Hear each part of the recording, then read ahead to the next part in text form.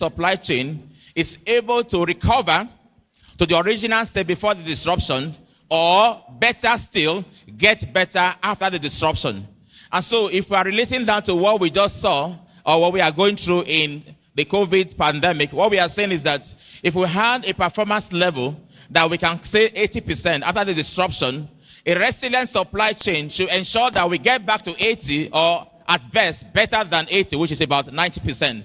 And so what we are looking at this afternoon is how can we develop systems, logistics and supply chain management systems that we ensure that our drugs that are produced, of course we know what we talk about mental security, move from the point of origin through the chains that are set up to make sure they get to the final consumer, who is the patient, without interruption, or even if the chain is interrupted or disrupted, it is able to get back to the original state, and then of course you get better.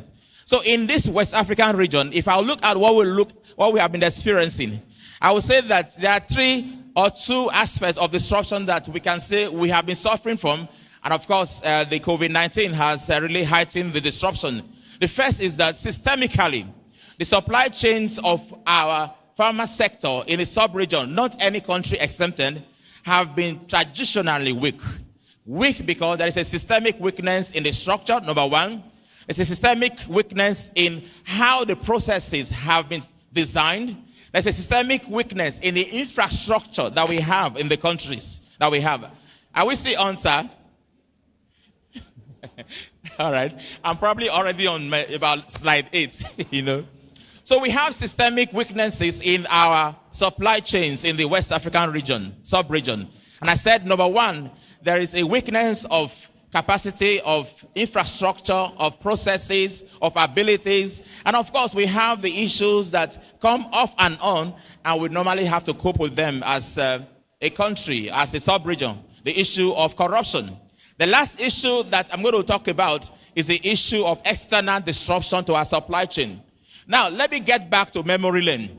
When in early 2000, COVID was declared as a pandemic, not many countries could respond very positively because, you know what, like we're going to see, in a flow of global supply chain management for pharma, almost every country relies on where the epicenter of the earthquake, I'll call it the epicenter, and that is China.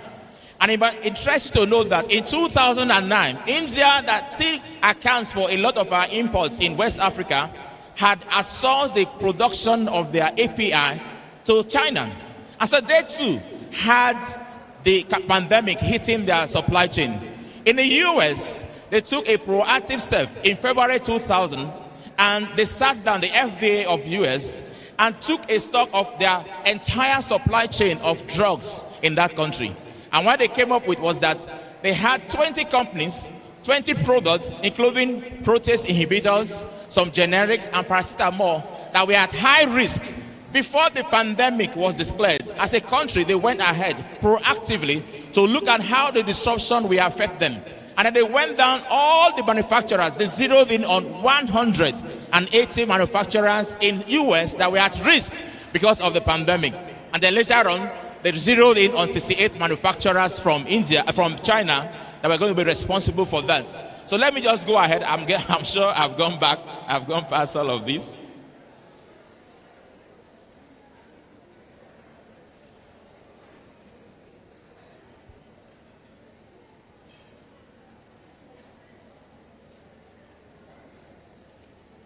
Now, I'll just look at this. In every supply chain, especially for our supply chain, pharma supply chain, there are 2 segments of the chain. There is the one on the left, which is called the outbound segment, and then the one on the right, which is called the inbound segment on the left, and of course the outbound segment on the right. What happens in our sub-region is that we are master to a large extent to what happens on the right side. And so when we're talking about imports, we're talking about manufacturing, like our keynote speaker said, we have little or no capacity to be able to track and be able to master what happens at the left side. Now, there are fundamentals of this flow, and there are 3 fundamentals. The first fundamental is that there's a cash flow, there's a product flow, and of course there is information flow. And if you look at those fundamentals, from the left where you have the supplier to the right where you have the consumer, you're always going to have your product flow. And that is what happened in COVID, where at some point in this place, among the suppliers, there was a disruption. But if you look at all the supply chains of our countries in the sub-region, we have most of us playing here where you have the manufacturers of 30% of our drugs requirement. And of course, we have the importers, but they're only responsible for the primary product flow in the outbound segment. And so when you now have what I also call the downstream of the supply chain, only as what we can control in the country, means that whatsoever happens in the upstream, which is the inbound segment, you are likely to face a very disruptive system in your country. And that is why we're looking at resilience. So I'm going to move very fast so that I can talk about what, of course, we know what this is all about. This one enlarges the supply chains of all our pharma products in the sub-region. But let me tell you something that is going on. There are three, supply chains. There is a public supply chain, there's a private supply chain, and then we also have the parallel supply chain by the NGO.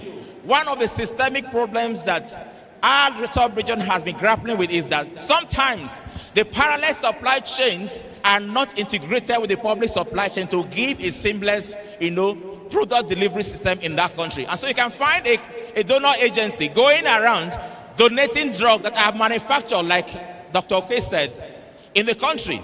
And you may trust you to know that in the whole of Africa, only one plant manufactures vaccines. And that is Aspen in South Africa.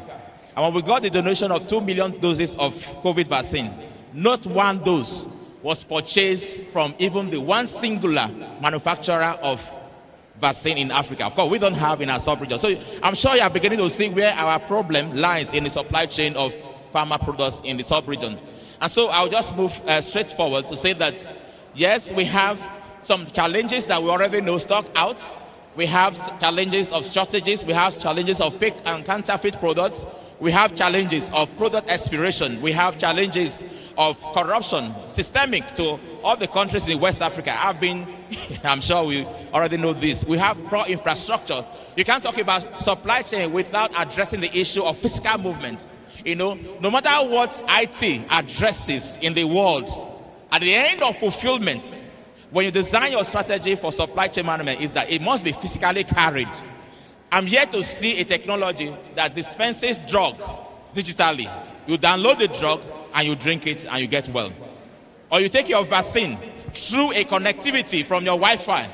So it won't happen. Maybe after our own time, after our own generation. But right now there must be the last mile fulfillment of that chain that started from the end of the manufacturer down to the patient, which is the last point of delivery. And so we have poor infrastructure. We have weak regulatory systems. Of course, the last point is that we have systemic, very regular disruption, whether they are caused by man or caused by sectarian and social vices. For instance, some years ago, I had a task of having to put back the heads, I'm talking about heads, of two of my delivery officers that were decapitated on the way to delivering in Maiduguri. Because how do you tell the wives of those men that your husband went for a delivery and he came back without heads? Because they were murdered. Our truck was burnt down. And of course, you know that truck, not just the value of the product, which was then about 40 million naira, was so much money. But the greatest asset that we lost were those two men. And so we had to, first of all, manage the information, tell the surgeons to help us put back the heads of our delivery officer before taking to the mortuary, and then inviting, on a very sober and painful note, the wives of those delivery officers to say, your husbands were killed. So we have regular disruptions around us. Now, the disruptions will always come from risk around us, both public and private. And the disruption, you're going to have the supply disruption risk coming out from them. We have processes. Like we know, unlike other supply chains, the pharma supply chains are based on processes from manufacturing. You can't use let me use the word native intelligence. You can't use your discretion. For instance, when we're doing statistics in school, we're told about how to prepare an oil in water immersion. And then one step missed, we mean that emulsion will crack. And so there are SOPs that govern our processes. Sometimes our employees circumvent those processes. And of course, we have disruption. So these are some of the things that you have. Control, the mank risks, they are out there. And then, where you also have, you see marketing and distribution. All of these are sources of disruption. I'm going to leave this soft copy because of our time. I'm running very fast for obvious reasons. I'm going to dwell on this for a few minutes. Now, for every country in a supply chain, whether it is for pharma or for any product, it's what we call the resilience triangle. What happens with the resilience triangle is that it is inversely proportional to your supply chain, which means the more resilient your supply chain is, the smaller this triangle. The less resilient your supply chain is, the bigger this triangle. And what happens is that if you have your performance, the performance of your supply chain at point maybe at that green line, after some time when you have a disruption, if you consider this as a peak point of your performance, after disruption, it comes down lower to a point in this place. Now, how long will it take you to recover from this point that is very low in your performance as judged by your different KPIs? To go back to this point is determined by your recovery time. And so if you recover from COVID-19 like Nigeria or West Africa after about 3 years, it means that your resilience triangle is very large. But unlike US that in February had to take those measures, or India that banned 20 lines of products not to be exported, paracetamol, all the APIs, and so we are left in the dark. So for this, it's critical that in building our resilient supply chain, we must manage how have we designed our supply chain to be able to recover from any disruption and go back to the former position of performance. That is very critical for us in West Africa. Now, I'm going to skip this because I've said something about the global earthquake of COVID-19. And then I'll just go to the last slide and talk about that so that we can round it off and then answer some questions that will come out. I'm going to stay here. I'll come back and tell us something about the buildings that we have in some countries that have advanced technology for predicting from their geological and seismographic studies of what happens. In China, Indonesia, in Mexico, some parts of Turkey where they have earthquake, very, very prone to earthquake. What they do in their construction industry is that before you build any structure that of course will go several maybe meters high, they use technology so that it is not when the disruption comes that you have to be running up and down. And what they do, there are 3 types of technology you have there. The first one has a mighty concrete weight on the top of the building, and it is controlled by computer-aided dampers. And so remotely controlled, if you have the building shifting to one direction, the weight counterbalances it and it goes to the opposite direction. So the weight of the building is not rocked by earthquake. Now in this building, what you have, practically they have large rubber spring absorbers at the base of the building. I had the privilege of seeing one design, and somebody told me that they had about 19 of 9 meters down the foundation. So 19 times 20, let's just say 19 times 20 is about 380 meters down the foundation. And so if you put this there, that means that when there is a disruption, the best that the building can do is to rock sideways or go up and down. And then the last one, they have what they call eccentric twisting around the bracing of the building. And so what they have done in those countries to say, one day there will be disruption of this building. So let's prepare ahead. So the question we should ask ourselves, don't we know that we are like the tortoise that when rain starts, he's always sure that he will become last, and then prepare ahead of time like they do in Indonesia? That is the question that we need to answer ourselves as a sub-region. And so in designing a resilient supply chain, there are 5 things I'm going to tell us so that I can close on that. The first one is that we must have redundancy. And it does not matter whether you are in the public or you are in the private sector. Redundancy is about building a backup capacity so that your system can recover from a shock and then move on. There was a time that we are designing a cold chain management system for the American government in Nigeria. And we are required to put in place cold chain for their vaccines. Guess what they told us? When they came, they said we should have a backup because they don't trust Nigeria. So we had public power, one level, second level, a big gen set for the entire building, and a third level, another one dedicated to that facility, 3 levels. And then secondly, they also said that If your compressor goes down, it might impact on temperature excursion of the vaccine. And so we had to also buy and put on a standby a backup. Now, sometimes you have to balance the trade-off between efficiency and maybe excess assets. But the truth is that for us in this industry, there is no second option. If the system fails, somebody may die. Unlike under supply chains where you have disruption and there is an economic loss. In our own case, if there's a disruption, somebody may just be on his way to the grave. And so we don't have, and it is necessary, it does not matter which of those chains that we need to have the redundancy, we need to have that. The second thing is the issue of culture. I just made an example with the American government, and that right from the day that it was sensed that there was going to be a pandemic, they went ahead. So are we proactive? The culture that we have is so much of reaction to all the things that happen around us. And then the third thing is supply chain structure. Inherent in any system is how it has been designed, whether it will fail or it will succeed. And so for us in the sub-region, it is necessary that for us to respond to the shocks that will come imminently to our supply chain, we must have a structure built in place that is not based on sentiments, not based on geography, not based on companies or those who you know, but based on the ability to deliver what you have designed those structures to deliver. And then, of course, we also have collaboration. I'll give 2 illustrations. In 2 minutes, I'll be rounding off. In telcos, at a point in my career, I went to the telco industry. For some of us who know the history of telco in West Africa, I'm talking about GSM, you discover that they were building all their base stations. So you have one for MTN, one for Airtel, one for Glo, one for, what is the fourth one again? Niger Etisalat. All in the same geography of about 20 square meters. After about 5 years, they brought up what is referred to in the industry as co-opetition. Co-opetition is collaboration of competitors. And so what they now do in co-opetition is that they build a single tower in that location where they want to put their BTS. BTS is base transmission station.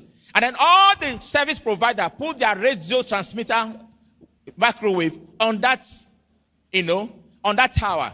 They get their power from the same source. They get their height from the same source. And so there is collaboration. And I tell you what it did to that industry. CapEx went down.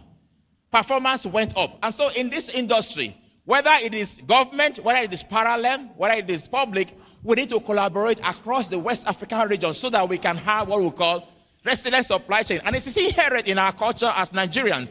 For instance, unlike what we have in the Western country, if somebody comes from your village to say, bros, I don't have a place to sit, he will knock on your door or sleep, and you open the door to him. That is collaboration, being able to accommodate the inadequacies of others so that we can move together as a family. The last point there is agility.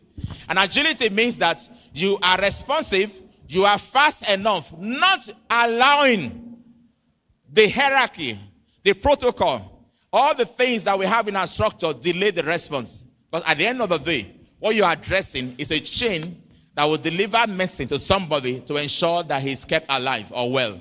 So thank you so much, ladies and gentlemen. I'll stop there.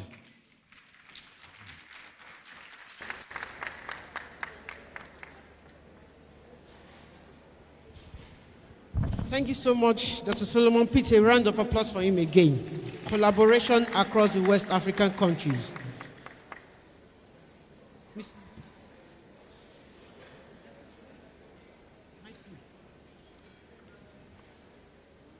So what? Okay.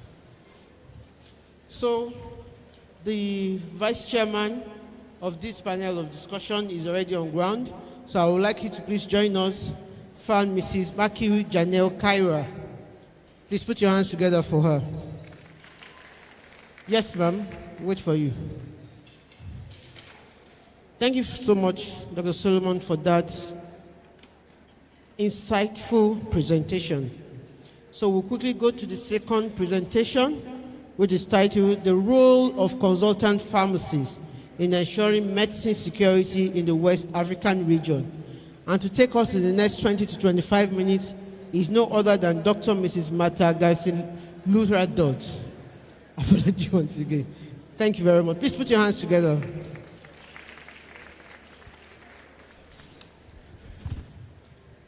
Thank you very much.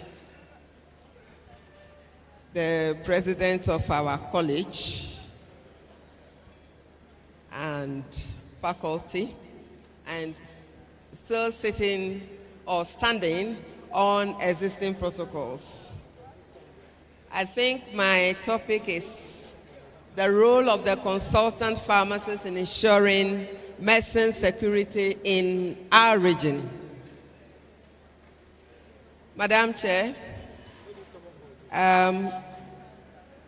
we must be lucky that we have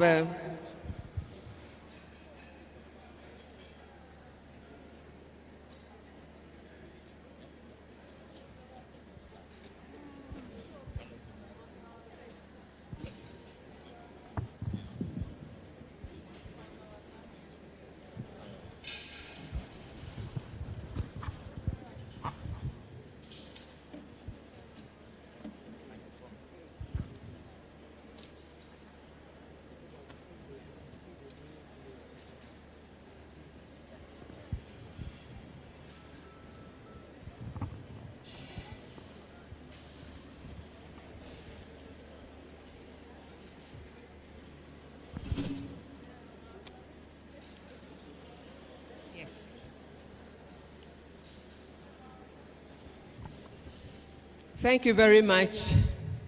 I think that our thematic speaker raised a lot of issues with us this morning, and he said something about PPP. Who can remember? Patronize, yes?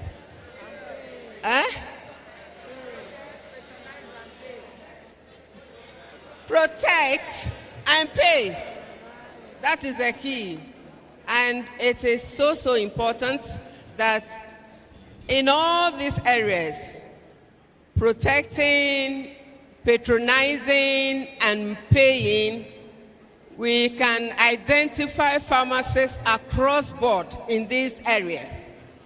And so we have the key to do the things we should do in our region. And my prayer this afternoon is that as we walk through these presentations and during the question and answer time, we should be able to bring our gowns to town. What do I mean by that? Our fellowship gowns must come to town to ensure that whatever things we have learned in the books must become applicable in our areas of practice. And that is the only way we can move forward as a region. Ladies and gentlemen, we have been lucky to escape the devastating COVID-19 disease, which was first detected in Wuhan, China, in December 2019. And this was finally declared as a pandemic in March by the WHO. By that March, most of our countries have gotten our first cases. A lot had happened to us. My brother has already told you about supply chain disruptions, and it just proved how weak and our systems have never been resilient. And it is important that the lessons we have learned during these supply chain challenges should guide us as consultant pharmacists, because the moment you become a fellow, you are on the road to becoming a consultant according to our scheme of service, whether it is in Ghana or it's in Nigeria or Sierra Leone, Gambia or Liberia. And of course, my friends from the Francophone countries. Every country has. And so medicine security in the West African sub-region matters arising. It is important for us to begin to see our role as consultant pharmacists and what we can do differently to ensure that we take advantage of even the current Russian-Ukraine crisis, because it has implications for supply chain, or whether the COVID-19 pandemic, it has issues for supply chain. And so this will...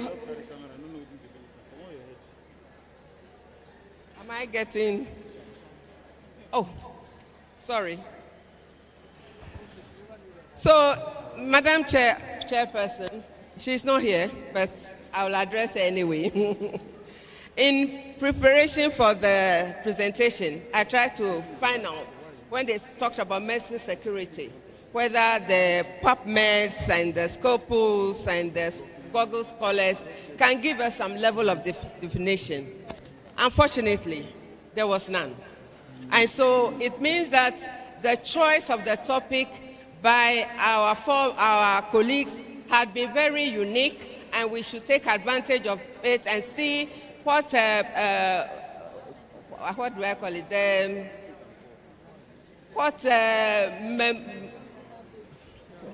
The word is not coming, but at the end of this conference, there must be an aid memoir or something that can guide us into the future. And so exactly my point that when we look at the supply chain, even from the ordinary Oxford Dictionary, it says that it's a state of free from danger or threat. That's medicine security.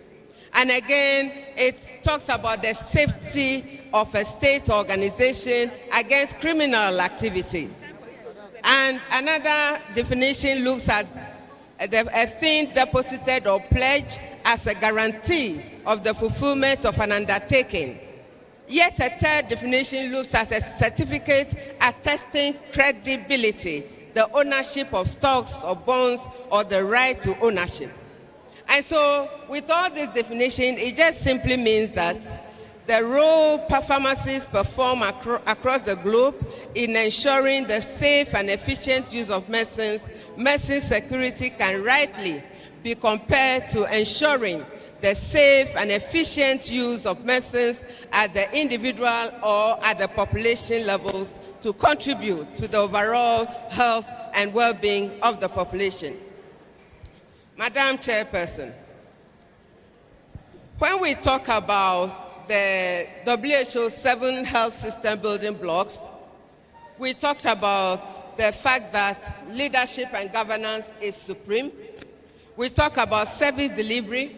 We talk about health systems financing. We talked about health workforce. We talk about medicine products and vaccines and technologies. Indeed, when you look at the issue, that is where maybe we fall. Health information systems seem to be the last. But, ladies and gentlemen, I want to let you know that within all these 7 systems, medicine issues about leadership and governance in medicines, products, vaccines, and technologies are very, very important. When you talked about service delivery, we want to look at what is happening at the end of our services, whether our people are getting value for money, for the things or for the services we provide, and whether those services are there. We are talking about consultant pharmacists. Yes, we talk about clinical pharmacists, we talk about cardiology pharmacists, but what is the quality of the service we are providing at that level? It is something I thought we should be looking at. And again, we need money to be able to buy the products. We need money to be able to finance health. We need money to be able to finance pharmaceutical products, whether it is vaccines or it is any other technology. And of course, when you talk about information systems, logistics information system is so critical, and it's also an area of consultancy, or call it an area of specialization that some of us may have to find a way of entering into that place and not just leave it for procurement specialists. Access to medicines, ladies and gentlemen, is critical in ensuring a functional health system. Even more important is the uninterrupted, safe, and efficient use of medicines by patients and the populations as a whole. And of course, ladies and gentlemen, our current reality is that we have double burden of diseases. And this double burden of diseases is aggravated with epidemics and sometimes current pandemic. And of course, our population growth, which we hardly will talk about when we come to pharmacy. But the populations have effects on the service we provide. Because if, for instance, a pharmacy, a community pharmacy is situated in an area hitherto had not been so populated, and all of a sudden, a lot of people have come into the area, it means that you have to find a way of expanding your scope of service so that you can still remain relevant in the way we do business. Chairperson, you may recall that there had been a shift in epidemiological transition globally. Before the 1950s, the most common causes of death were infectious diseases. And as a public health and medical intervention developed, the shift to uncommunicable diseases became apparent. In 2019, 7 out of the 10 leading causes of death globally were NCDs, accounting for 74% of all deaths. The situation is not different from African continent. Indeed, just about 2 weeks ago, the non-communicable disease presidential group was launched with an international compact. And it is envisaged that this can lead us, and all of us, including pharmacists, to a level that we must begin to find solutions to the way we can manage with the next epidemic of NCDs. Unhealthy diets, physical inactivity, smoking, high consumption of alcohol, and other lifestyle behaviors have contributed to the changes in disease patterns, especially in the non-communicable diseases. And indeed, today, our meetings stretch from about 9 till about 3, and all of us were seated. This may not be too good for us, and it is important we pay attention to these issues. Although significant achievements in the health indicators for tuberculosis, maternal,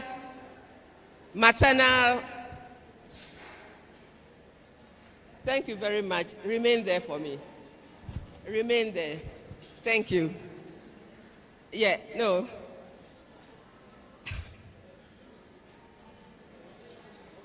I'll manage this from here. Thank you. I'm not concluding.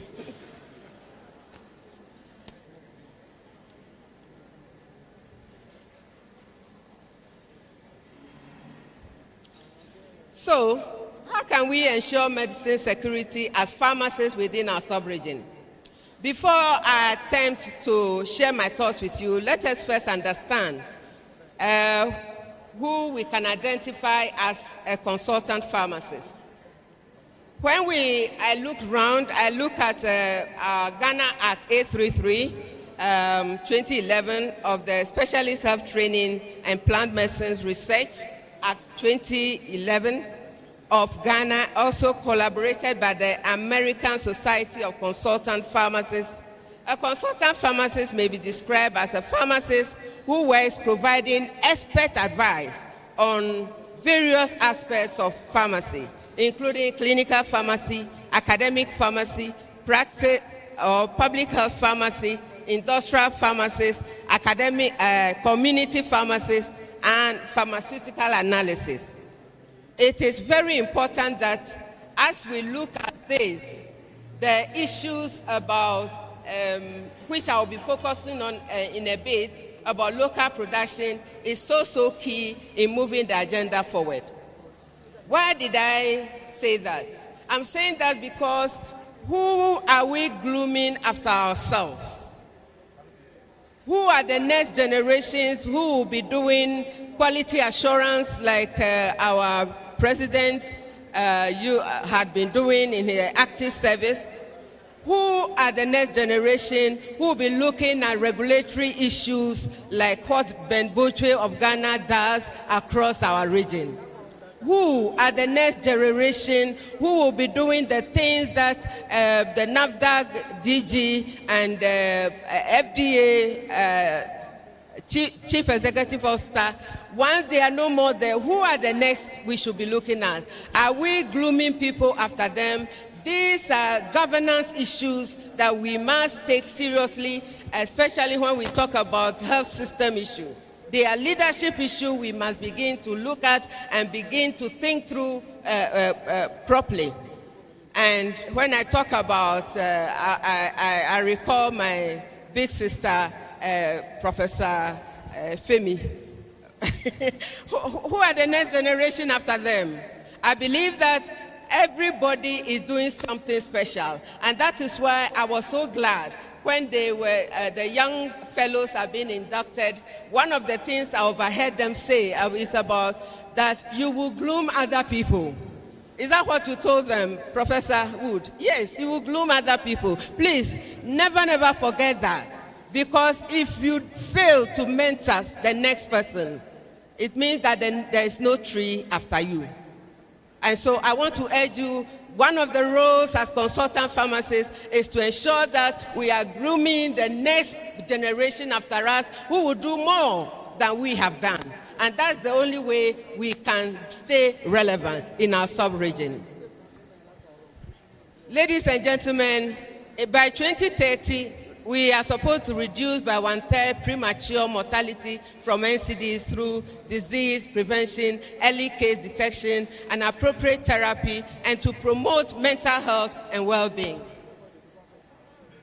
I know, especially those of us in the clinic, how sometimes we get hooked onto pethidine and the like.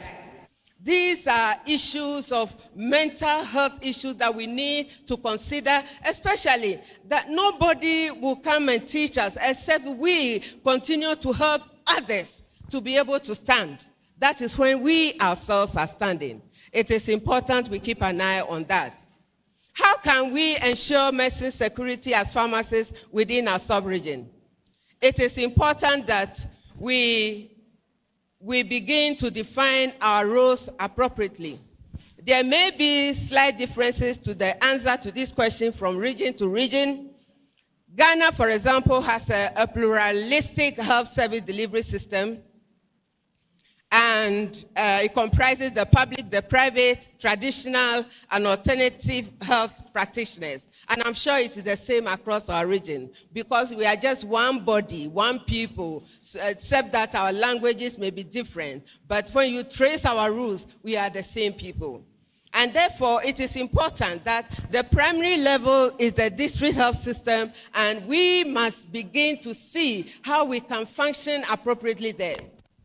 We know that in community pharmacy, that is the first stop for any member of the community. How are we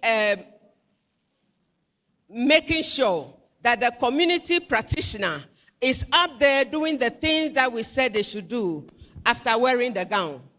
It is important that after a fellowship, after you have been inducted, there must be some level of follow-up actions, whereby we, as the older fellows, begin to see how you are also faring, whether you are in community, whether you are in public sector, whether in the academia, and all that. It is key we do that.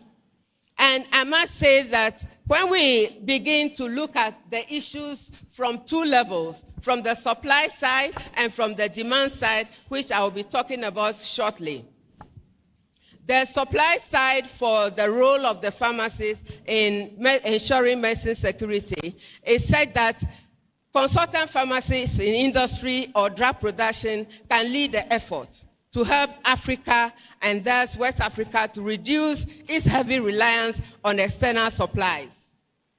It is important that my brother talked about when COVID came. But before COVID came, our systems are not resilient. And when COVID came, our global supply chains collapsed. Where do we go from there?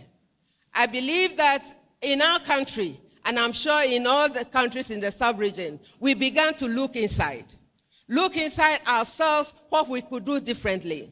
That is why, formally, we never do sanitizer, do we? No. But today, go to major hospitals and teaching hospitals. They are locally manufacturing that.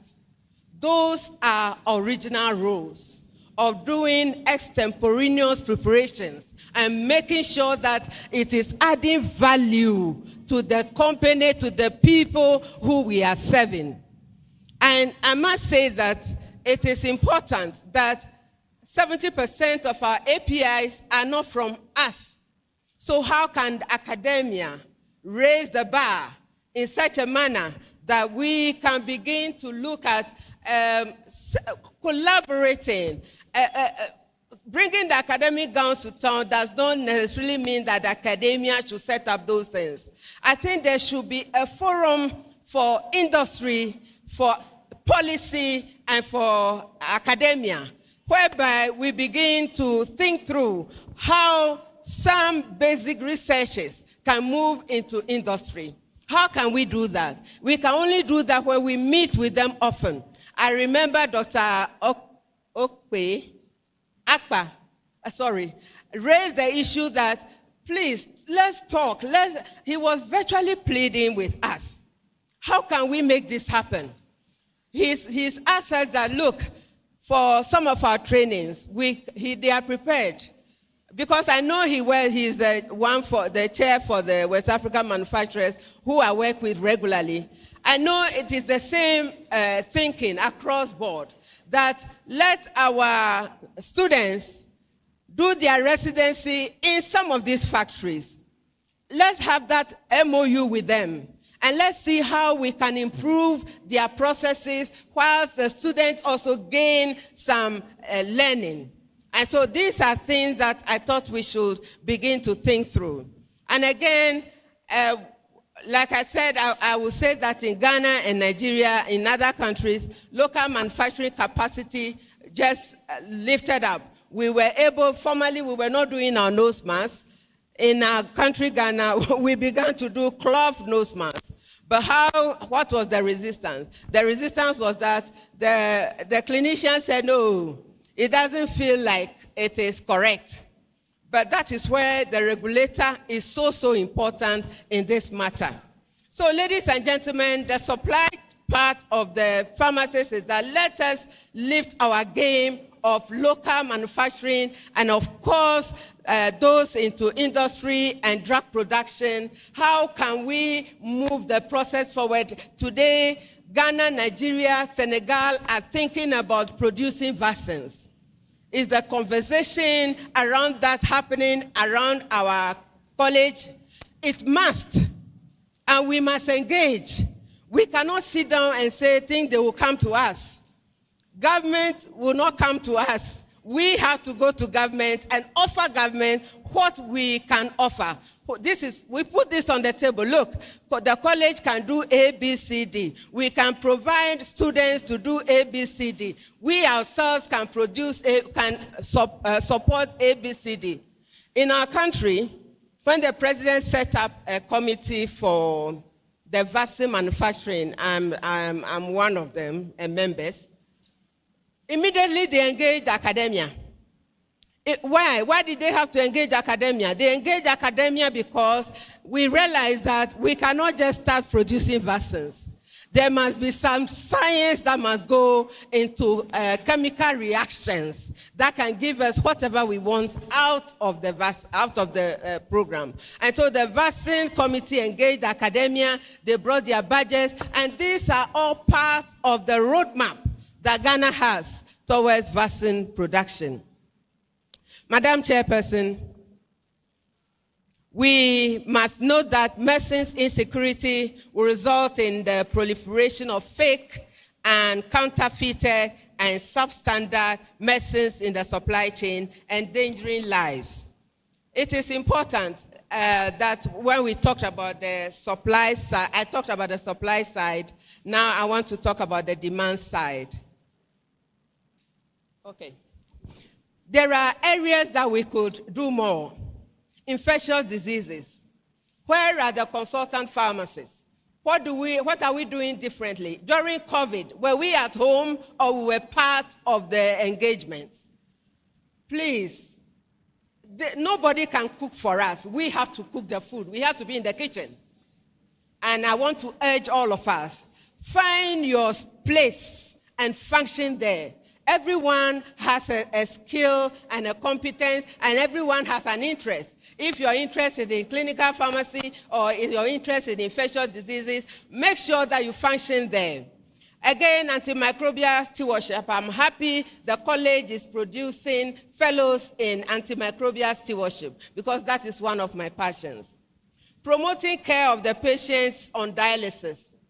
Of course, and this also brings to mind key areas of work that we can build on and support. Promoting care of the geriatric services, that is also an infant area. I want to urge us to find a role ourselves in there, education and research. The college is doing well in those areas, and I think that we can do more, especially when we commit to herbal medicines. I want to urge us that a lot of our herbs are in the pharmacognosy we all studied at school, but others went to the next level. How can drug production and research move with herbal medicine so that we can produce something for ourselves in the region? It is important that countries must support herbal medicine research and increase their commitment to advancing it.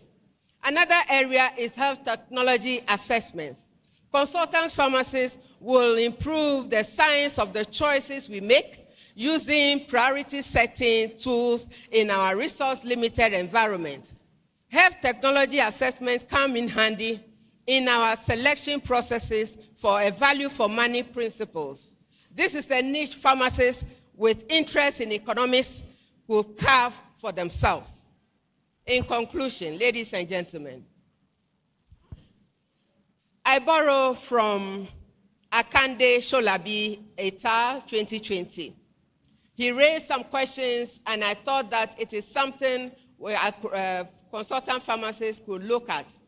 Would the local pharmaceutical industry in most of our regions rise up to the challenge for the next pandemic? Because we have to start planning for the next pandemic. When global supply chains collapse, would the availability of essential medicines in our region be secured? Will the skills and competencies in supply chain management, pharmacotherapy, and health technology assessment provide the needed efficiency gains for the patient as well as the health system? We should note that medicine security is necessary to prevent disruptions in access to medicines. Medicines insecurity is a threat to the UN SDGs, especially goals 1, 3, 8, and 9. On both the supply and demand side, consultant pharmacists have an excellent opportunity to contribute to the health and well-being of populations by ensuring medicine security. I thank you very much for your attention.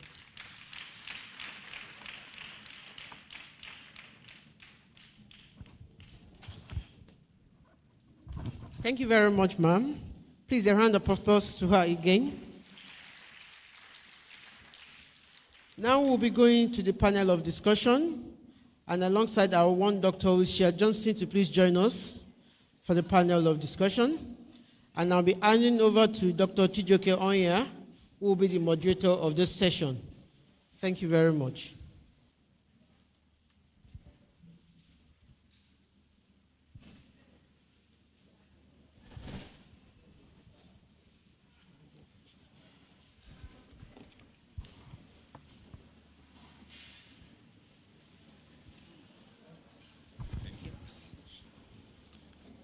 The chairman of this session, our own dear IPP, President 𝐕𝐞𝐧𝐮𝐞. I want to thank you so much, and I want to appreciate the fact that time is fast spent, but also well spent. And the session we want to go into now, we are going to do it business-like. So, in the next 15 minutes, 20 minutes maximum, we should be done. I hope that is a deal. Thank you very much. So I want to plead with our panelists that they should be as brief and as straight to the point as possible. My questions are going to be very simple. What we want to do here is simply to understand the seriousness of medicine insecurity within our member countries. Because it's only when we aggregate what happens in the member countries, we can now say the seriousness of this problem within our region. And we have here represented in our midst Fatoumata from Gambia. We have Mrs. Mata from Ghana. We have Joseph Weir from Liberia. We have Wilson 𝐬𝐭𝐻𝐿 from Sierra Leone, and our own Solomon from Nigeria. So I think the region is fully represented. Is anyone left here? We are fully represented. So without waiting much time, please, we need a second mic. Okay, good. So without wasting much time, the first question I want to ask is, do we truly believe against if you listen to the submission of the director of NAFDAC, she mentioned 4 dimensions of medicine insecurity. She talked about availability, she talked about affordability, she talked about accessibility, and the last one is what? The last one is what? Acceptability. So, the question I want to ask is, do you truly believe that in your individual countries that you have medicines insecurity? Please, this is a direct question. Is it a closed question? Is it a yes or a no answer? So, please, do you think you have medicine insecurity in your country? Let's start from you.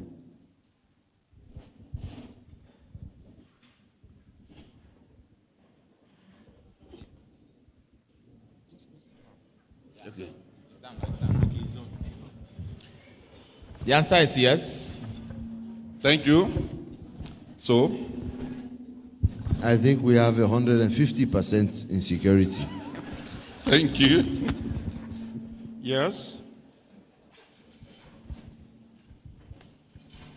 The answer is yes, but we have some agile regulatory systems that are trying to make sure that some of the issues that accompany medicine insecurity can be dealt with. Nigeria and Ghana at level 3, and with, let me name. Yes or no? Thank you very much. Thank you. Yes, 200%.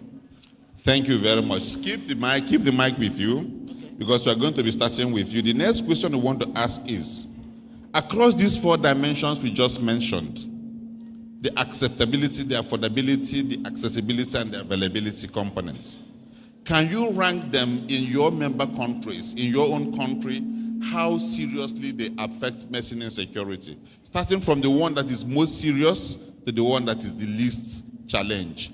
Affordability, availability, accessibility, and acceptability. Which one is the most critical and which one is the least in that order? I would give availability 1. Availability 1. I hope our communication team and our rapporteurs are listening very well. Good. Affordability 2. Okay. Then acceptability 4. Okay. And then, which one is the third one? You have accessibility. Accessibility 3. Okay. Thank you very much. The mic to Martha. Okay. On a scale of 1 to 5, I guess. Just rank them, the most critical to the least critical. 1 to 4. Okay. In that order, yeah.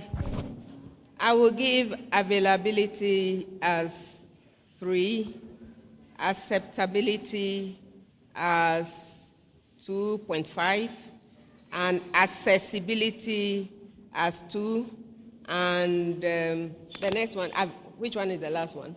Affordability is a challenge 1. Number 1. Thank you very much. So, Uncle Joe, how is it in Liberia? In Liberia, I will come out to say accessibility 1,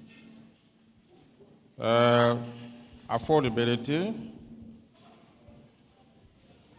then sustainability, and the last one, which one is it you got there? Acceptability. Acceptability, yes. Thank you very much. Let's hear what is it like in Sierra Leone. For a person like me, you're asking a catch-22 question. Because when we talk about priority, we have to look at the level of healthcare service delivery. So I'm just mentioning this because you cannot just generically apply those 4 components to primary, secondary, or tertiary level, or the types of diseases.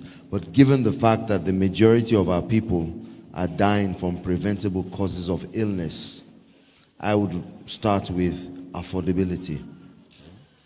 Because a lot has been done in terms of access. So affordability, availability, access, and then accessibility. Thank you very much. Like that approach. And then Solomon, what is it like in Nigeria? I will slightly qualify it to reflect what happens mostly in the public sector. You have a little difference between what happens in the public sector and the private sector in terms of the supply chains. So on that basis, in terms of how critical, 5 will be the most critical. I would say affordability as 5 over 5. Quality, good quality medicine is the criterion we are using for these parameters. Take notes, especially with the public sector. Private, we know that if you have money, you can go anywhere and get it done. Next one will be accessibility. I'll put it at 3, which means it's an average. Depends on your geography. And of course, I'll look at availability. Availability and accessibility will be closely ranked together, and I'll put it at 2.5. Of course, acceptability for us is not so much of a big deal. So I'll say it is not as critical as affordability, because once they see, they have no means of discerning whether it is good or bad. So acceptability in Nigeria, I'll put it as maybe 2 over 5 in terms of how critical it is compared to the most critical, which is affordability. Thank you very much. And I can see from the response from the various countries that the criticality of the various components and dimensions of this medicine insecurity varies from one country to the other. For some countries, the most critical aspect is availability. For some others, the most critical dimension is affordability. And that shows you the variety and the diversity we have in the region. Now, having seen these responses, the next question I want to ask is, based on your own understanding, we have all agreed that we have serious medicine insecurity in our region. In your own estimation, what do you think are the major causes?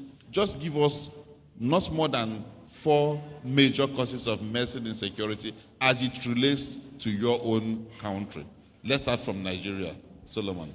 The first one is that there's no strong political will to ensure we have medicine security in Nigeria. And I'll give you an example. April 2018, Aso Rock Clinic had shortage of medicine.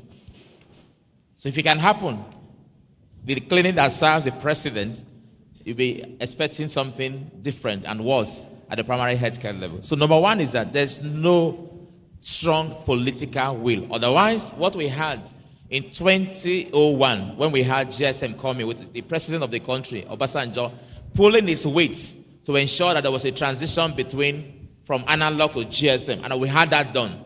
There is no government that has given us that level or similar level of commitment towards medicine security in this country. That's number one.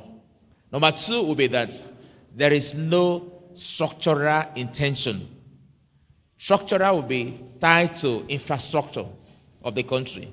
From successive government to successive to all the governments we have had in the last 20 years, they've given us promise. The number one enabler in that sector is power. And I can tell you from all of us who are in the West African region, maybe your own countries are better than Nigeria. We had the national grid that collapsed. And so how will you have a production cost that is moving from at a cost of per liter diesel AGO in December 2021 from 230 naira to 650 naira, like you are saying, and they don't want to translate that cost to the producer and to the consumer. So by the time you pass on every cost that you have in that your pipeline, it means that it becomes unaffordable, which is why I rated that as number one, in this country. So let me stop there because of our time. Number one, no political will. Number two, we have not been able to address the infrastructural and structural deficit that we have as a country. Thank you very much. So let's see the situation in Sierra Leone. For Sierra Leone, you have to be mindful of the fact that we are an importing nation. So our areas of affective priorities might differ in the fact that we don't have any manufacturing industry in Sierra Leone. And so for us, I would say our biggest problems lays from the adage that water doesn't climb hill. it is the political will, where there is the lack of the appropriate government policies to address the issues of affordability and accessibility, followed by regulatory structures. And when we talk about regulatory structures, it's not just about doing quality checks on medicines. The policies of inclusion, i.e., for example, in Sierra Leone, we have the highest tax on medicines in the sub-region.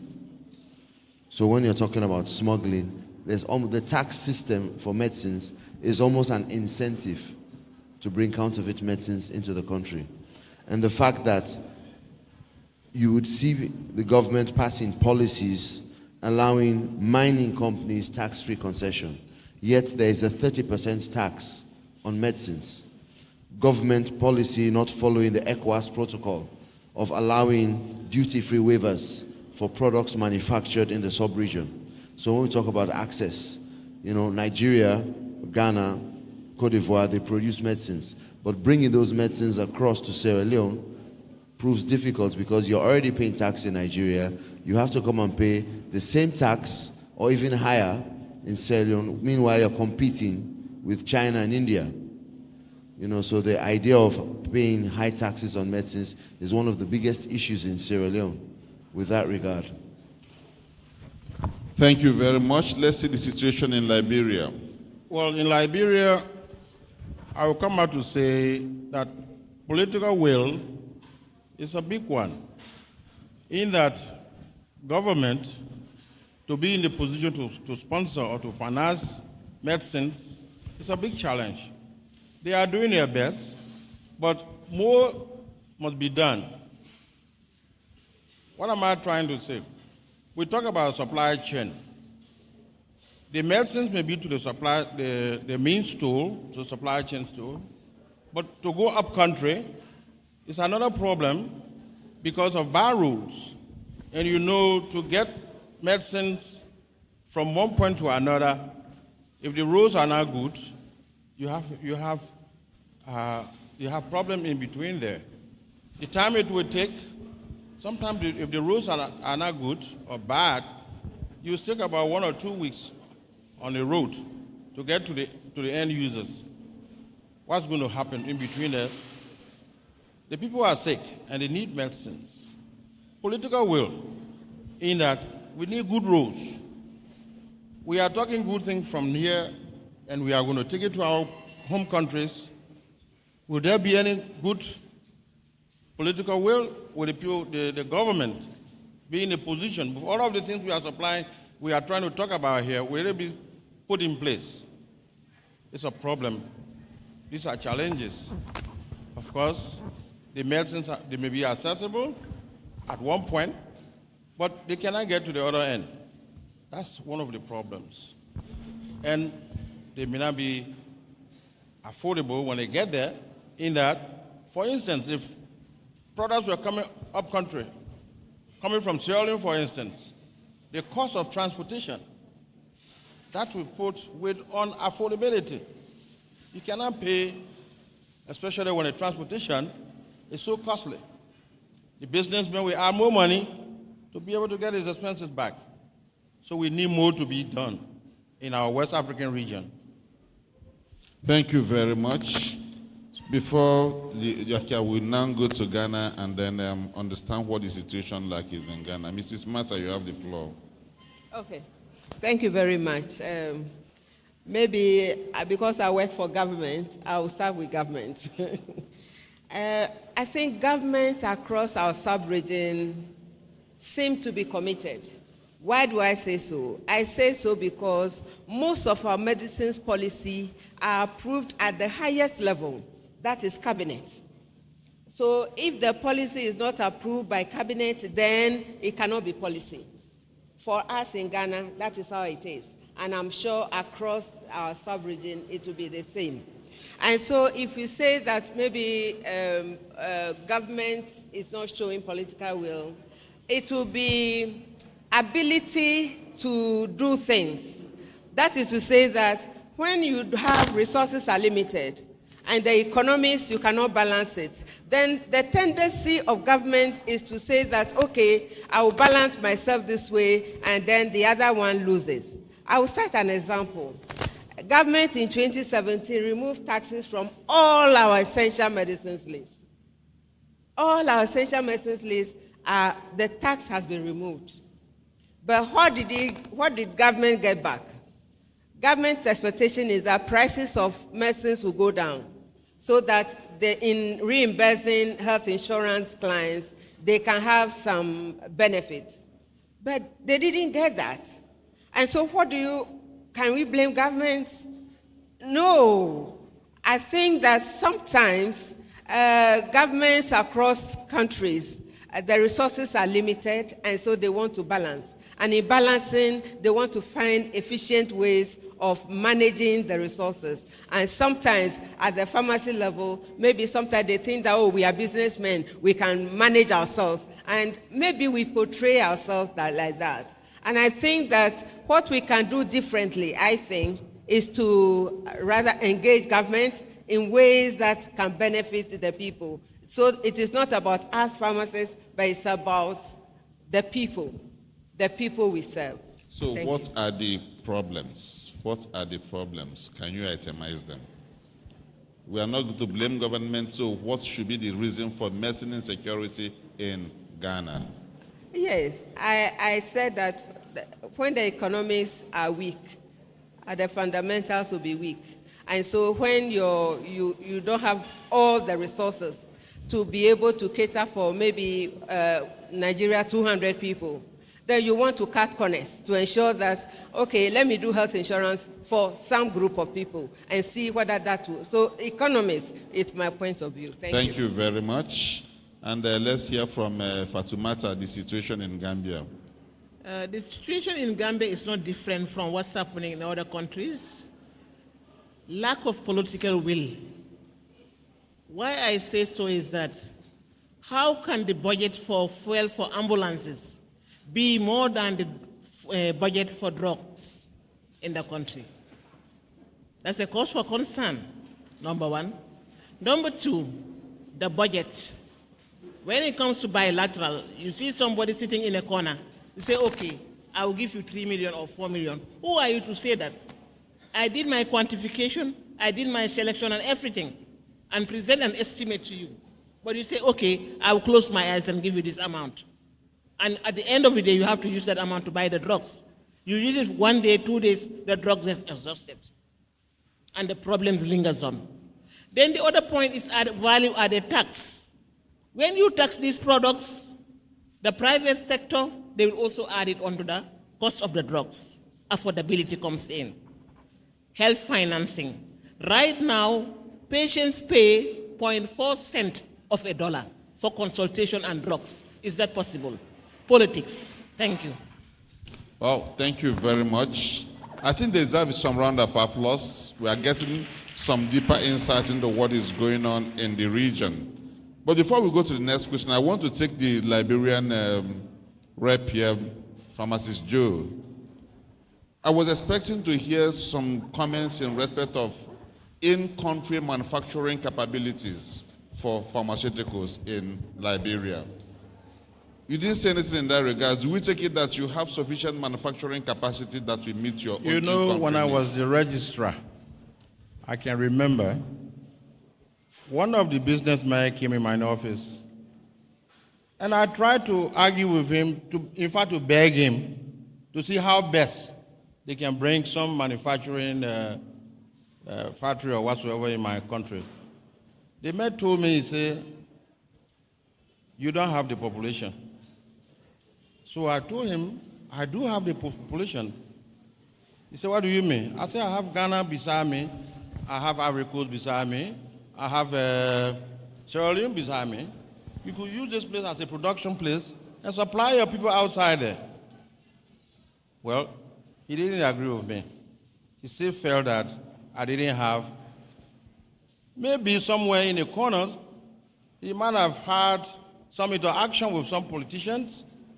And again, I will come back, it might have been, I'm using the word, it might have been, some political will. You know, the businessman, when he comes into into the sector.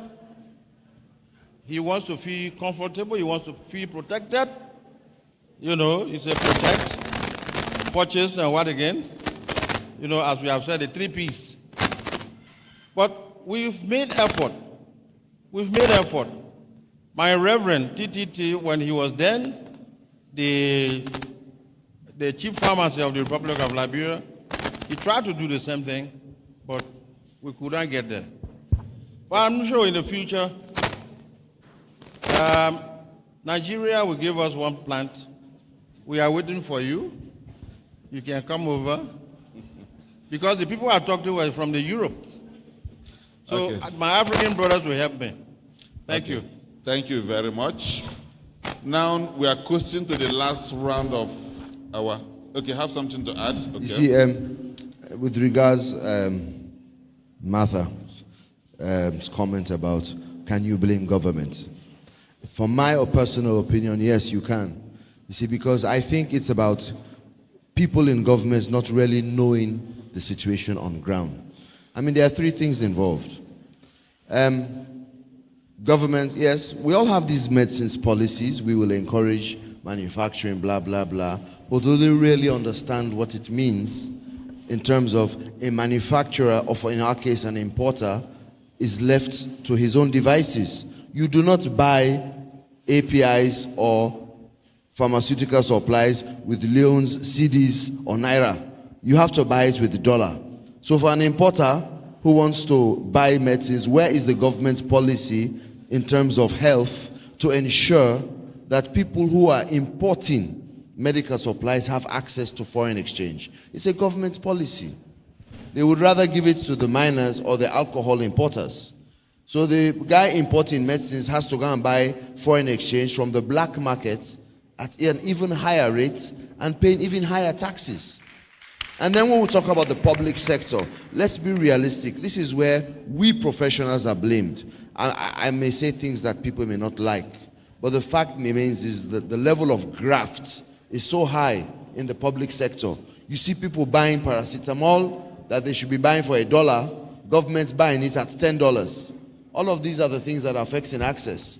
So the volume of medicines that government should be buying for its people is 10 times less than what they should be buying, because somebody has added a value along the contract's value chain. And we as pharmacists who are in charge, quote unquote, of this supply chain sit down and say nothing because we are afraid of losing our jobs.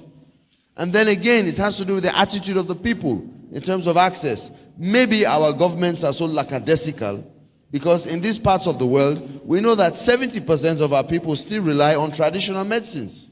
So they have an alternative. In other countries like Europe, I tell my people, in England or America, when you're hungry, you cannot go and pick a mango from your neighborhood.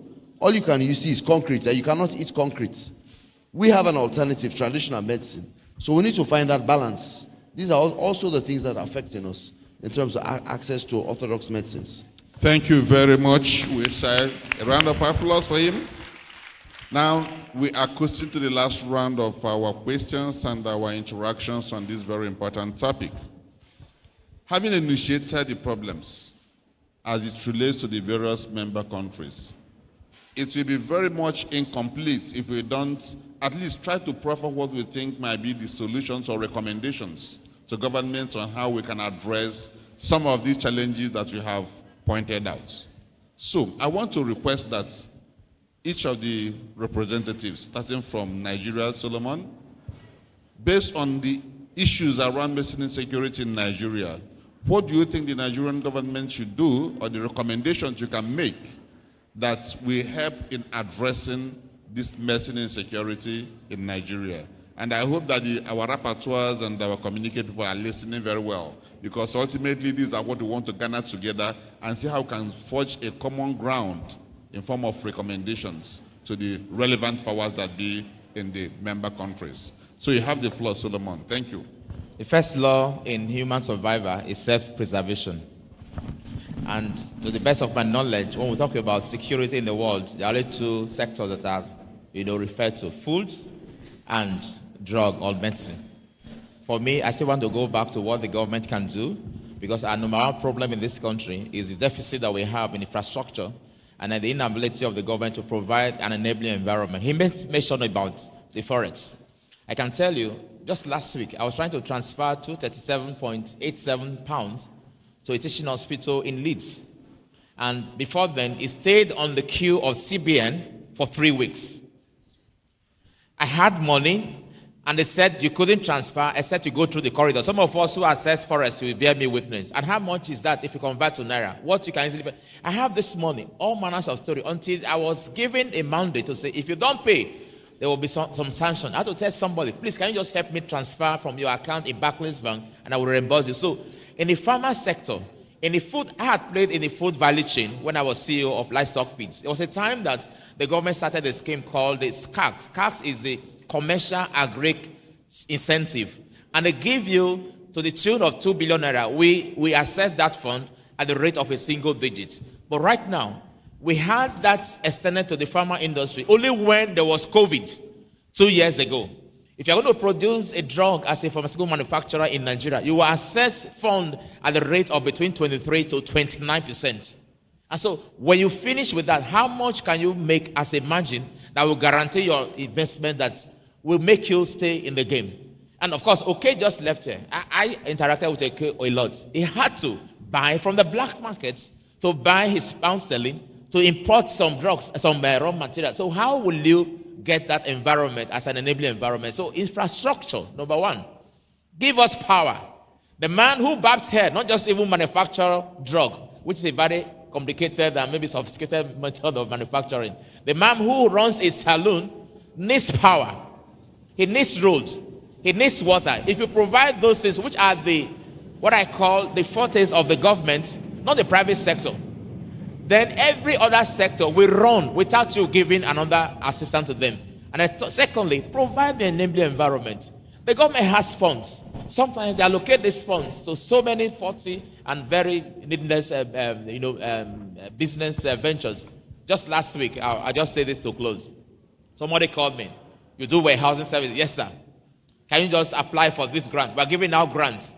I said, for what? To upgrade your facility. I'm talking about top government. We are giving out grants. Okay, I will apply. I just follow that. So what are the criteria? I need to buy forklift. I need to expand my warehousing footprint. You need this money. He says, Solomon, as I'm telling you now, we have sent some money to Saudi Arabia. We don't even know whether there's an address, let alone a warehouse in Saudi Arabia, to an applicant.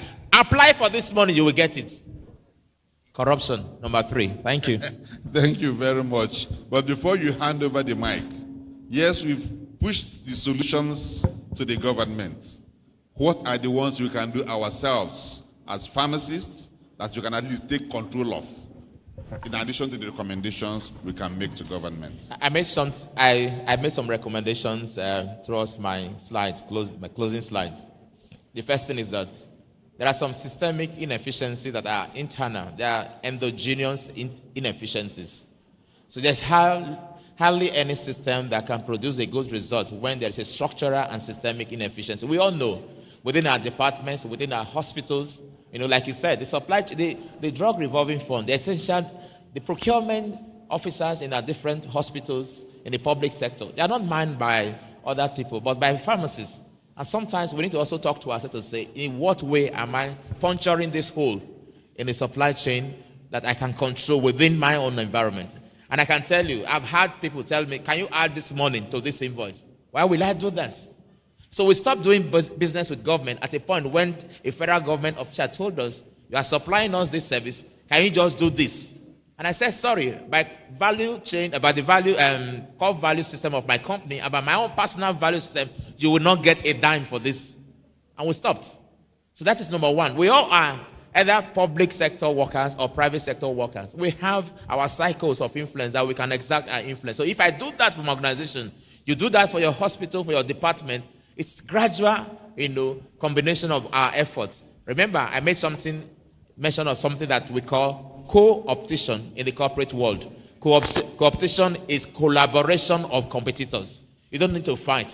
And it's what we call winning collaboration. So among all of us, wherever we play, if we talk to ourselves, there are some issues that we can address without asking the government to provide them for us. Thank you very much. Thank you. This is very important. So if we can collaboratively, as pharmacists, heading our various institutions, say no, we are not adding 5%, we're not adding 10%. Both those are on the supply side and those on the demand side. That can help in also addressing the issue of medicine insecurity. That is within our confines. That is within our control, and we can do that. Thank you very much, Pharmacist Solomon. Let's hear what happens in Sierra Leone. I cannot speak on behalf of Sierra Leone. I can speak about my thoughts. Yes. I would strategize it from 4 components. Number 1 is those of you in public health, the CAP, the knowledge, attitude, and practices of our people. As a profession or as government, we need to change the way our people think when it comes to health. The bottom line here is we in West Africa, or maybe let me narrow it down to Sierra Leone so I do not take responsibility for you here. Our people don't value health. Health is not a priority in our lives. And that is a CAP issue that the public health people need to address. Because our politicians come from the people.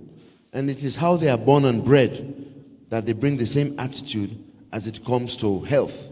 I have worked in a hospital where a mother will come in shouting, I don't have money to buy medicine for my child.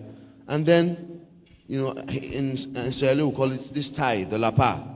How do you call it same here? She has a bundle of money in her lapa, and the bundle of money falls down. $250 worth of loans. I don't have money to buy medicine for my child. But she has 1 million loans worth of Brazilian hair on her head. Are you getting me? That's number 1. So those priorities in health need to be addressed from a social scientist perspective. And then the political angle. The political, it is unfortunate. This is where the pharmacy profession comes in. We have lost it. The profession is not in our hands. Let us face it. How many people who are not lawyers own chambers? It doesn't exist. How many, have you ever seen a non-accountant operating an accounting firm? It doesn't exist. When it comes to our profession, it's a different story. Who buys the medicines in the ministry? It's not the professionals. Who decides on which surgery to take? It's the doctors. So we really need to re-examine ourselves strategically in terms of taking responsibility for the oath that we stood up for. Secondly, the issue of standards. Many of us, particularly the business aspects of pharmacy, always see the regulator as an opponent. And they need to be conscientized to understand that regulation is not just about going to close your shop or going to fine you because you broke some regulation. It's about promoting and developing business. I'll give you a typical example of the airline industry. Every time I travel, these big flights come. I don't know what happens in Nigeria, but can you imagine Air Brussels has to bring drinking water from Brussels to Freetown to come and serve me on the plane when I'm traveling from Freetown to Brussels, because the standard of the drinking water does not meet their requirements in Sierra Leone. I don't know if they serve water bottled in Nigeria on Air France traveling from Lagos to France. So we need to create markets and sales. And the only way we can do that is by standardization and putting the policies in place. As I gave an example of the implementation of the 𝐓𝐢𝐦𝐞 protocol, we regulators as well, sometimes this idea of turf protection. Ben is here. We've been working on West African drug harmonization for how long? From before Dora's time. Up till now, we cannot agree on mutual recognition. I mean, we are pharmacists. I come to Nigeria as a postgraduate trained pharmacist. I cannot practice here. You come to Sierra Leone as a professor in pharmacy, you cannot practice in Sierra Leone. Meanwhile, the surgeon in Ife or at Lagos State Hospital can walk into Sierra Leone, open a clinic and work. So sometimes in the profession, these are things. We ourselves are the problem. So when we talk about access, we're talking about harmonization. We've been working on drug harmonization to encourage registration of products to allow free access. For the past 15 years, we still have not made headway. What is wrong with us? There's something definitely wrong with us. So we need to re-examine, but we cannot discuss all the issues here. Thank you very much. A round of applause. And truth be told, if one of the things we are taking out of this, our AGM and scientific symposium this year is that we are given a timeline when we must have harmonization. Because if we harmonize our rules and regulations, then it can enhance access. And we must put a bite behind that. 15 years in the works. If it's in the Niger, they said that the pipeline will break. It's been in the pipeline for long. We must get it out of the pipeline and get it implemented. Let's see what is happening in Liberia. Joseph, where you have the floor, sir. Well, my take on this is that government in every sector is responsible for its people, from health down to whatsoever. The government takes the lead in everything. That's why you have the private and the public sector. The government is in the public sector, and the rest is left with the private sector. That is, government should be in a position to take over the health of its people. And when the people are healthy, it spills down to any other thing, and it will be fine. Health is security. We should not miss the mark. And I am not saying that government is to take all. Government cannot take all. Education is government, but we have the private sector. Health is government. We also have the private sector. That's why it is said that we have the private and public sector, what? Coming together to bring out the full. But government, again, should have the political will to make sure that the private sector is ready to help where government cannot reach. So this is my point on it. This is my point. Government must be proactive so that the rest of the people will join them to help them. We are government's people. We are not for the private people. They are only helping us. That's my take on it. Thank you very much. And let's hear what the situation is like in Ghana. All right. Thank you very much. I would say that COVID-19 pandemic has taught us so many things.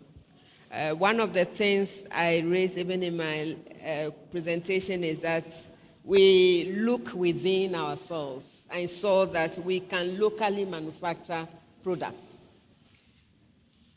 Governments like Ghana, Nigeria, Senegal are already making efforts to become vaccine producing. I recall when we changed from chloroquine to ACTs.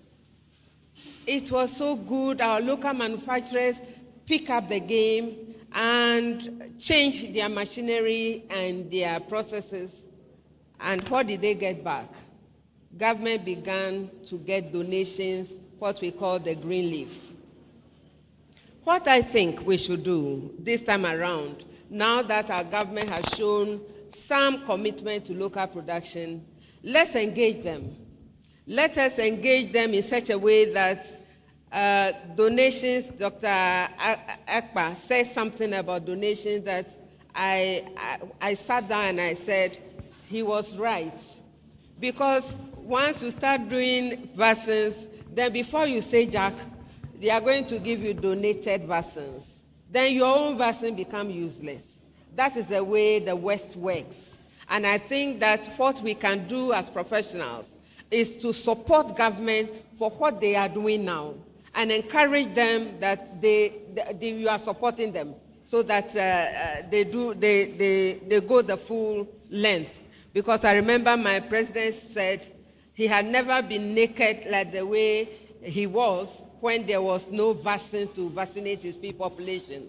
And that was where they realized the usefulness of having your products close to your arm's length. So I think that COVID-19 local production is something we should do, and as professionals, we should engage government and make sure that government stay the course of what they want to do.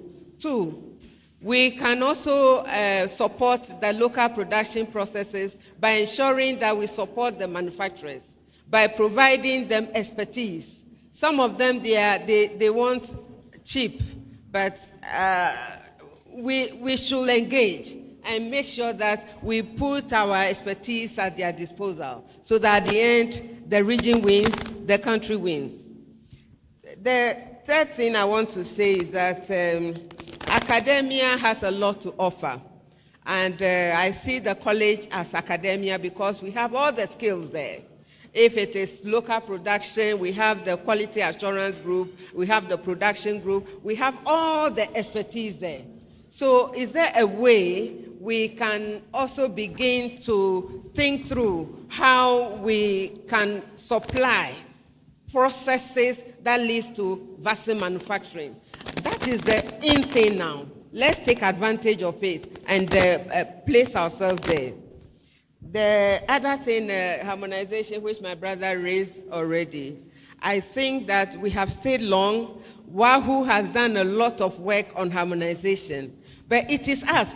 When I look inside the room, all of us, some of us have been involved in the harmonization processes. Why is it where it is? It is because we are not willing to believe and think that we are one people, separated by geography, and it is not helping us.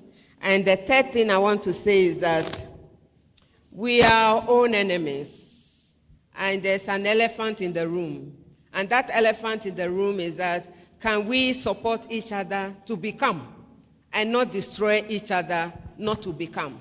If we do that, we will move forward. Thank you very much. Thank you so much. That is very detailed. And before we take the situation in Gambia from Fatoumata, I want to appeal that we have just 3 reactions from the floor so that we can have some bit of a mix. I'm not the repertoire of all the questions. 3 questions from the floor. We have the comment from the chairman of the session, and then we have our vote of thanks and we close. I hope that is clear. Thank you very much. So, Fatoumata, what is the situation like in Gambia, and what are you recommending as the solution? Thank you very much. Before I say anything, I just want to respond to what Mata has said about this vaccine manufacturing. 3 days ago, I saw on CNN, Aspen pharmaceutical manufacturing plant in South Africa. They said they are going to close down because they haven't got any order from any country. You see? The other point is that we are talking about supply chain. And we want to encourage local manufacturing. We want to encourage suppliers, but they must rise to the challenge. Let them try to put standards in place in their plants. Let them be ISO qualified. Somebody said it this morning. Put KMS systems in place and procedures. Get ISO certification. 9001 version 2015. Pre-qualified by WHO. Then government will start to look and getting business to them and will encourage them and they will move. My recommendation to your question is that there was an Abuja target that was given to all governments that all health budgets, 14% of all health budgets should be spent on drugs, which has never been exercised. I think up to now we are about 8%. Yes or no, madam? Where are we? About 8%. 14%, and now we are around 8%. The most important point is that we have a procurement unit at the Ministry of Health. There is no pharmacist in that unit. Everything, the estimates, quantification, and everything is done by the National Pharmaceutical Services, and they hand over to that unit. They don't know anything about medication. So please, I would recommend that we get a pharmacist in that unit. Thank you, and over. Thank you very much. And I think our panelists deserve some round of applause. I know we are tired, but let's encourage them. Thank you very much. To be very candid, we have had very robust engagement with our panelists. But we want to now take just 3 questions, 3 comments from the audience. And 1 from pharmacist Ben, then 2. Both of you should choose who should speak. Do election and tell me who. And then the last one. So, Pharmacist Ben, you have the floor, sir. Your question, as concise as possible, not under lectures, please. Thank you very much, Mr. Moderator. I think you have loosened my ball, because for the paper I have here, if I say I'm talking, it's going to be another lecture. But I will talk about three things, and they will not be questions. There will be experiences and suggestions for the way forward. One, let us remember that the issue of medicine security or insecurity is not only about pharmacists and medicines regulation. It goes more than that. It goes to issues about customs, about police, about law enforcement, because these people all come to play in the issue. So as we go along, let's not leave them behind. We have to carry them along. And I remember at WAHO level, this was instituted that countries must engage all these people to let them understand that this is a worrying situation for all of us. The second thing is that I am personally very happy that at this time, we have two regulatory authorities in the region who are at maturity level 3. I'm very happy about that. But what is the discussion between them and the discussion between them and the others? I don't think there has been ever a situation where Ghana FD has spoken to Togolese authorities. Meanwhile, the border in Aflao, you can just walk across carrying anything. And this is how come we get these things going across borders. And I know it is all over the place, including Bowater side, between Sierra Leone and Liberia, where I have been myself before. Then the other thing is that our distribution system structures. Look, all of us pharmacists want to have our pharmacies in Lagos, in Abuja, in Ilorin, in Kumasi, in Accra, in Freetown, and Banga, and Monrovia, and so on, and in Banjul. But the people out there, they are more than us, and they need services. Are we been thinking of how we can reach them with pharmaceutical services and care? Otherwise, other people will take advantage of that and make sure that they are more insecure than those of us who are here. Finally, I will talk about health financing. How are governments financing health? I have had a situation where I've sat in a meeting where for anti-malarials, all the budget for anti-malarials is based on Global Fund. How about if Global Fund gets angry and says that we won't give you the money? What happens? People are going to die. Thank you very much, sir. Thank you very much for enriching this discussion with 4 very solid points. The next person that wants to speak, okay, Mohammed, please quickly, and then Mrs. 𝐕𝐞𝐧𝐮𝐞, you have something to say. They say we must do some gender balancing. That is not, shouldn't be only the men. So please get ready and just share with us what you have to say. So Mohammed, yes, thank you. As possible. Thank you. Thank you, the panelists, for the robust discussion. I think my response to my friend from Sierra Leone about the issue of our profession being taken over by not in our hands is because we embarked on autoimmune destruction. We were working in silos. Instead of pulling and coming together away from fragmentation that we've been known with, to a more resilient system that can withstand the test of time. And I'll give you an example. Arising from the 2005 National Drug Policy that stipulates that states should have mega drug distribution center, at least about 20 states have established what looks like a medicine distribution center. And this is fast becoming a game changer. That is the drug management agencies, where resources are pulled together across states. Because hitherto, we don't talk to each other. But today we are in a place now where we know that to be able to buy smart and procure anything, if you pull together your resources, you are likely to beat the cost. This has not been the case. So talking about building a resilient is to establish a very efficient and robust drug management system that has slim bureaucracy, that is working in concert with other states or other sister organizations to be able to take the profession in our hands. But so long as we continue to work in fragments, in silos, we'll continue, we'll be nowhere. And then finally, please, we're talking about production, what have you, but we're not talking about the production of primary raw material.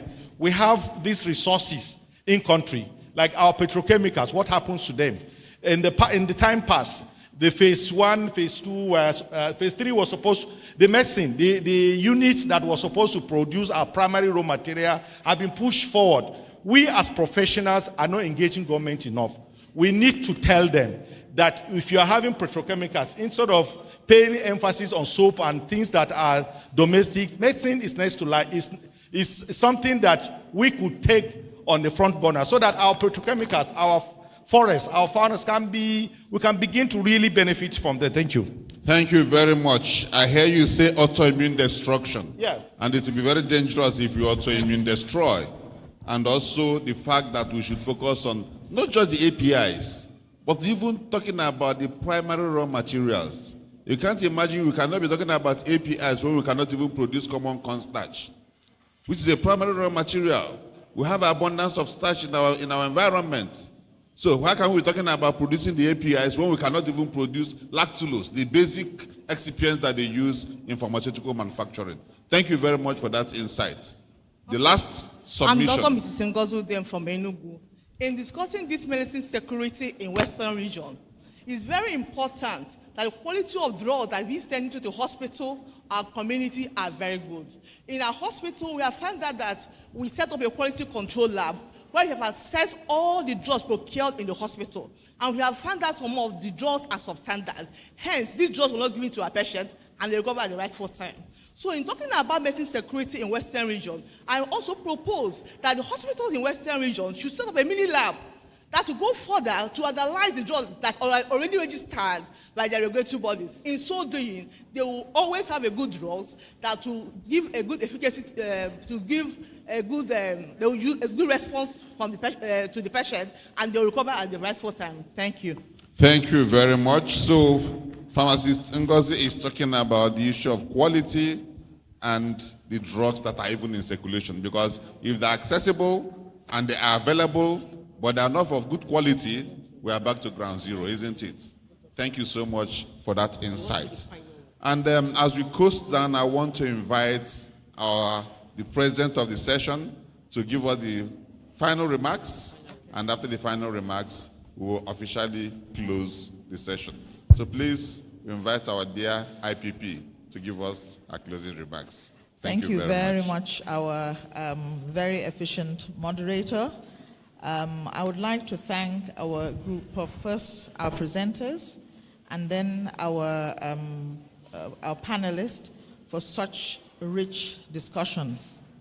As chairman, really, I wouldn't even attempt to summarize, because I would have attempted after the first two presenters, but with all the panelists and all the recommendations, I think I would just want to touch on one or two of probably the problems or the recommendations or the to take home messages. Since we are here, the main theme being medicine security, I think what our sister Martha had said was it's something that doesn't have a definition, which shows that it is actually a very important point that we should focus on. She talked about the issue of training. There's a postgraduate college of pharmacists. We have now developed into specializations, and the issue of having to groom our fellows and our the next generation is very, very important. We will not be relevant if we do not do that. But the second point I want to emphasize on is something that 𝐓𝐢𝐦𝐞 also mentioned, is the issue of the cap. You can have the best professional, but with the wrong attitude, you will not progress. And it is something that we really underestimate as professionals. Everything we are talking about here is superb. But with the wrong attitude, really, we will not progress. We will not be relevant and we will not progress. So I think that is also equally very, very important. I think there was another third point I was going to touch on, which is the issue of local production. We're all aware that the AU, the African Union, is working on the establishment of the African Medicines Agency. And prior even to the establishment, giving local production or local manufacturing capability to the region, African region, was made a priority. I think this has gone far, but I think is progressing faster because of the COVID. COVID has brought us to really be more innovative. I think we were just crawling and, as we said, we were not doing enough to protect our local capabilities and also to promote it. So I think these are issues. As I said, I will not attempt to touch on everything, but I think just these three issues I've mentioned are really very important to take home messages. And to be honest, I think I'll just, thank everybody for such rich discussions and also the floor for their contribution. And then I'll just say thank you, everybody. Thank you very much, our dear IPP. And in conclusion from us here before we disperse, I want to sincerely plead with the President, the Council, that some of the implementable recommendations that have been made this evening be taken seriously and some actions put in place to operationalize them. Number one, can we say that within a specific timeline, we are going to conclude on this issue of harmonization and make a presentation to the West African heads of government for implementation? Can we take this as a project that we must conclude? And on the last comment from me, colleagues, we've been trained, we've been certified, we are now consultants. Let's not put our lamps and put it under the bushel. As the Holy Book says, put your lamp on the lampstand so that it will provide light for the world to see. Let us go out there and utilize the skills and competencies we've garnered to change the narrative in our region with respect to medicines security. Thank you very much for your patience. Thank you very much for your attention. And I want to thank our panelists. Thank you very much. Let's put our hands together for the panelists. Panelists, please kindly come down for a group picture, for a group photograph, while I called on Pharmacies, Festus 𝐕𝐞𝐧𝐮𝐞 for the vote of thanks.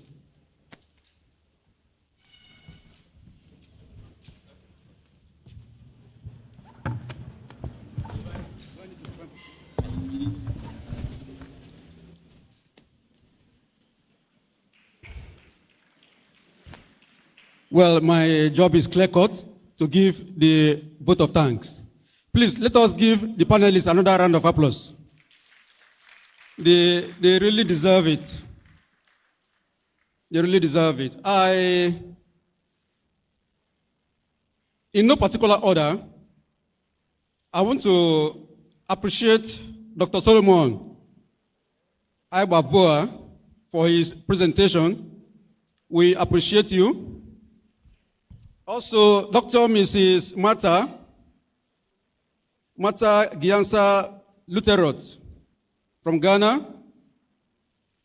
Your presentation was also very good. Thank you very much. We appreciate you. The panel discussants, comprising, again in no particular order, Dr. 𝐓𝐢𝐦𝐞 from Sierra Leone, thank you very much. On behalf of the West African Postgraduate College of Pharmacists, we appreciate all of you. We also have Pharmacist Mrs. Fatoumata Jassowe from the Gambia. Thank you very much, Madam. Mr. Joseph Weah from Liberia, thank you for your contributions. Thank you for enriching the discussion. Then Pharmacist Mrs. 𝐕𝐞𝐧𝐮𝐞, IPP. Thank you very much, ma. Our president is also here, seated with her lovely husband. Thank you very much. We appreciate you, ma. All the professors in the house, all the dignitaries, please, we thank all of you for being able to wait till this time.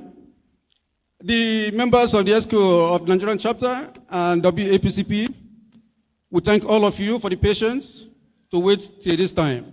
All our fellows, the newly inducted, and the old fellows, I say thank you. We cannot thank you enough. Our guests here seated, thank you. Thank you very much. Tomorrow is another day. Tomorrow we are going to try to start as early as possible, because when we start early, we close early. We'll be starting by 8 o'clock. 8. Registration starts by 8 on the dot. So let us try to be here by 8 o'clock. The tea break will be around 8:30. Then we kick off from there. Thank you, and thank you. Thank you very much. On behalf of the Central Planning Committee, we want to tender our unreserved apology for not giving Professor Folatayo enough notice about his role in today's program. Please do accept our apology. And just like Dr. Festus Ukadika said, the program starts 8 o'clock tomorrow.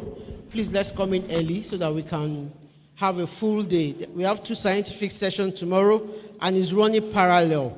So you choose which of them to attend. So please let's come in tomorrow. We have a full program tomorrow, 2 scientific sessions, and it's going to be parallel. Thank you very much. We'll now have the closing prayer, and we'll take the second stanza of the national anthem. The SG. Before the closing prayer, immediately after this session, the members of the Joint Faculty Board should please wait behind for a brief meeting with the Francophone colleagues, just at the back. Thank you very much. Closing prayer, let's have the second stanza of the national anthem. 1, 2, go. O God of creation, direct our noble cause, guide our leaders right, help our youth the truth to know, in love and honesty to grow, and give in just and truth. The heights attain, a nation where peace and justice shall reign. Thank you so much for coming. We appreciate you all. Have a pleasant evening.